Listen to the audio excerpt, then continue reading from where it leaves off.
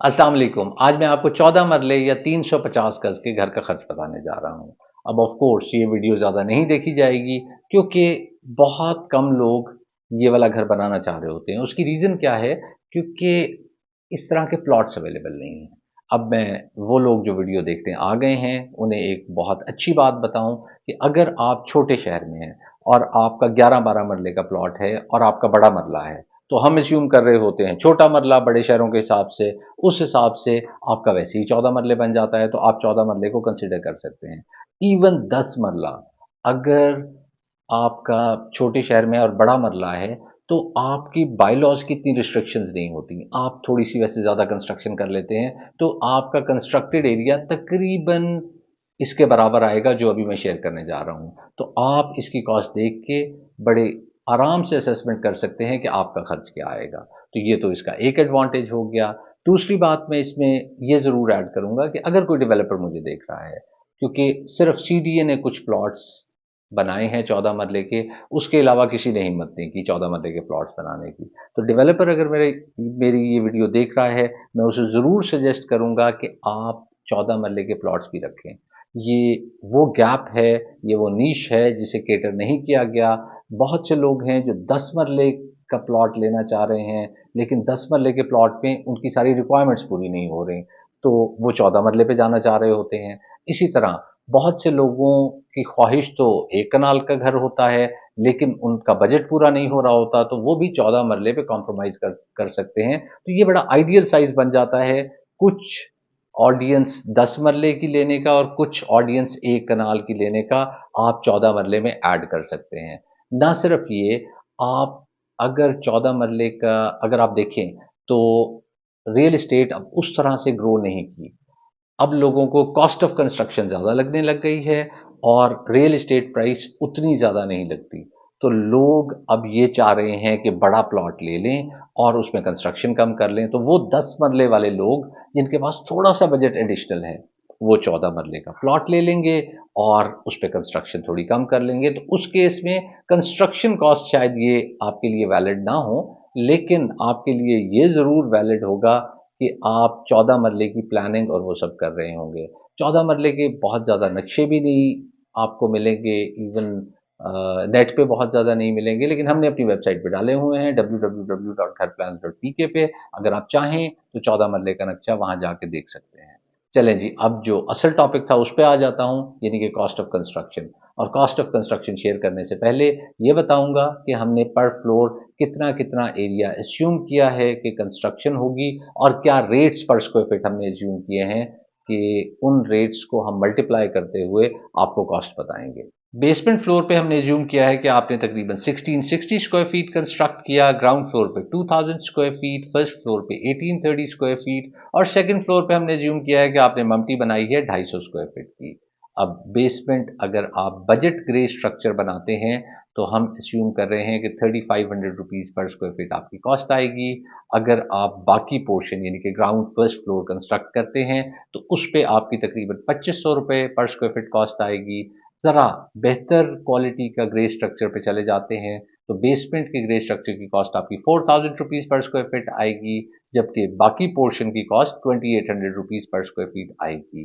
अगर हम budget finishes की बात करें, तो 3000 रुपीज़ पर स्क्वायर फीट, ए क्वालिटी फिनिशेस 3800 रुपीज़ पर स्क्वायर फीट और प्रीमियम क्वालिटी फिनिशेस की कॉस्ट आपको 5000 रुपीज़ पर स्क्वायर फीट आ जाएगी। उसके बाद ये जान लेते हैं कि अगर आप सिंगल स्टोरी घर बनाते हैं, तो कितने स्क्वायर फीट कंस्ट्रक्शन होगी।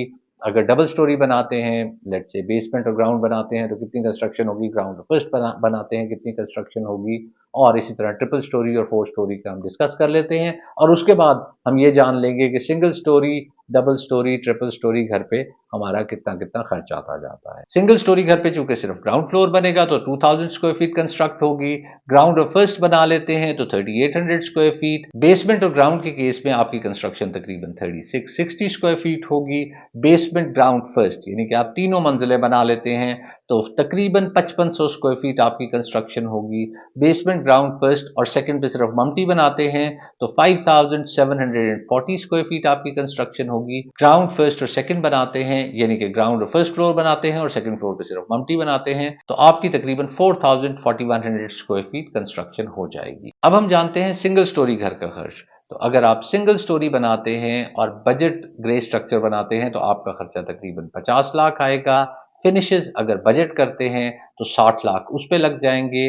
तो 1 करोड़ 10 लाख में आपका सिंगल स्टोरी 14 मरले या 350 गज का घर बनेगा। अगर ए क्वालिटी फिनिशेस में चले जाते हैं तो तकरीबन 1 करोड़ 32 लाख आपका खर्चा आएगा और प्रीमियम क्वालिटी फिनिशेस में आपका खर्च तकरीबन 1 करोड़ 56 लाख आ जाएगा। डबल स्टोरी घर अगर हम ग्राउंड और फर्स्ट फ्लोर बनाते हैं और बजट हाउस कंस्ट्रक्ट करते हैं तो आपका खर्च ग्रे स्ट्रक्चर पे तकरीबन 96 लाख आएगा और 1 करोड़ 15 लाख की फिनिशिंग होगी तो तकरीबन 2 करोड़ 10 लाख आपका टोटल खर्च आएगा। ए क्वालिटी फिनिशेस में यही खर्च आपका 2 करोड़ 53 लाख आ जाएगा और प्रीमियम क्वालिटी फिनिशेस में ये खर्च तकरीबन 3 करोड़ के करीब करीब आ जाएगा। ये मैं नॉन बेसमेंट डबल स्टोरी 14 मरले के घर की बात कर रहा हूँ। अब हम बेसमेंट वाले घर की बात कर लेते हैं, लेकिन बेसमेंट वाला डबल स्टोरी घर जिसमें हम फर्स्ट फ्लोर कंस्ट्रक्ट नहीं कर रहे, तो उस सूरत में हमारा ग्रे स्ट्रक्चर 1 करोड़ 8 लाख का बनेगा और फिनिशिंग तकरीबन इतने की ही होगी। तो इस तरह ये वाला घर अगर बजट में आप बनाएंगे तो 2 करोड़ 18 लाख का बनेगा। ए क्वालिटी फिनिशेस में यही घर 2 करोड़ 61 लाख का और प्रीमियम क्वालिटी फिनिशेस में ये घर 3 करोड़ और 5 लाख का मुकम्मल होगा। अब हम ट्रिपल स्टोरी घर के बारे में जान लेते हैं जिसमें आप बेसमेंट, ग्राउंड और फर्स्ट फ्लोर कंस्ट्रक्ट कर रहे हैं। तो उस सूरत में बजट हाउस आपको 3 करोड़ 18 लाख का पड़ेगा। अगर आप ए क्वालिटी फिनिशेस में जाएंगे तो 3 करोड़ 82 लाख और प्रीमियम क्वालिटी फिनिशेस में तकरीबन 4 करोड़ एंड 48 लाख, 4.5 करोड़ के करीब आपको ये घर पड़ जाएगा। उसके बाद ऑप्शन देख लेते हैं बेसमेंट, ग्राउंड, फर्स्ट और सेकंड, जिसमें सेकंड फ्लोर पे सिर्फ मम्टी कंस्ट्रक्ट की गई है। तो उस सूरत में बजट हाउस आपको 3 करोड़ 30 लाख का पड़ेगा। अगर आप ए क्वालिटी फिनिशेस में जाएंगे तो 4 करोड़ का पड़ेगा और अगर आप प्रीमियम क्वालिटी फिनिशेस में जाएंगे तो तकरीबन 4 करोड़ 67 लाख का पड़ जाएगा, यानी कि 4 करोड़ 70 लाख आपको कॉस्ट करेगा। अब लास्ट में वो ऑप्शन डिस्कस करते हैं जो सबसे ज़्यादा पॉपुलर है, जिसमें हम ग्राउंड फ्लोर कंस्ट्रक्ट कर रहे हैं, फर्स्ट फ्लोर कंस्ट्रक्ट कर रहे हैं और सेकंड फ्लोर पे मम्टी बना रहे हैं। तो उस सूरत में बजट हाउस आपका 2 करोड़ 25 लाख का बनेगा। ए क्वालिटी फिनिशेस वाला हाउस 2 करोड़ 70 लाख का और प्रीमियम क्वालिटी फिनिशेस वाला हाउस 3 करोड़ 18 लाख का कॉस्ट करेगा। अब 14 मरले के केस में दो चीज़ें आपसे शेयर कर लूँ। अगर आप बेसमेंट बनाते हैं, यानी कि बेसमेंट, ग्राउंड, फर्स्ट और सेकंड फ्लोर कंस्ट्रक्ट करते हैं वर्सेस आप ground, first, second floor construct करते हैं, अब इसमें यानी कि बेसमेंट कम हो गई दूसरे सिनेरियो में, और जो पहला सिनेरियो था इसमें आप प्रीमियम घर बनाते हैं और दूसरे सिनेरियो में आप बजट घर बनाते हैं, तो आपका खर्च आधा होगा। यानी कि अगर आप यहाँ 4 करोड़ का घर बनाएंगे तो ये 2 करोड़ का घर बनेगा। पहली चीज़ ये आपको बताना चाह रहा था। दूसरी चीज़ आपसे ये शेयर करना चाह रहा हूँ कि अगर आप बेसमेंट, ग्राउंड और फर्स्ट फ्लोर बजट में कंप्लीट करते हैं वर्सेस आप बेसमेंट और ग्राउंड प्रीमियम में कंस्ट्रक्ट करते हैं, तो दोनों का खर्च तकरीबन बराबर आ जाता है, बल्कि शायद बेसमेंट, ग्राउंड पे थोड़ा सा खर्च आपका ज़्यादा आ जाए। तो ये एक मैं आपको एनालिसिस, एक आइडिया देना चाह रहा था कि किस तरह का घर आप अपने बजट के हिसाब से बना सकते हैं। मैं ये बिल्कुल नहीं कह रहा कि बजट हाउस बनाएं, लेकिन अगर आपके पास बजट नहीं है तो आप शायद एक और स्टोरी ऐड कर सकते हैं अगर आप बजट कंस्ट्रक्शन कर लेते हैं। अगर आपके पास बजट है तो मैं आपको डेफिनेटली रिकमेंड करूंगा कि प्रीमियम हाउस पे जाएं, क्योंकि वो चीज़ें ज़्यादा बेहतर होती हैं क्वालिटी में और ऑब्वियसली थोड़ी सी महंगी होती हैं। इसके साथ मुझे इजाज़त दीजिए, दुआ में याद रखिएगा। अल्लाह हाफ़िज़।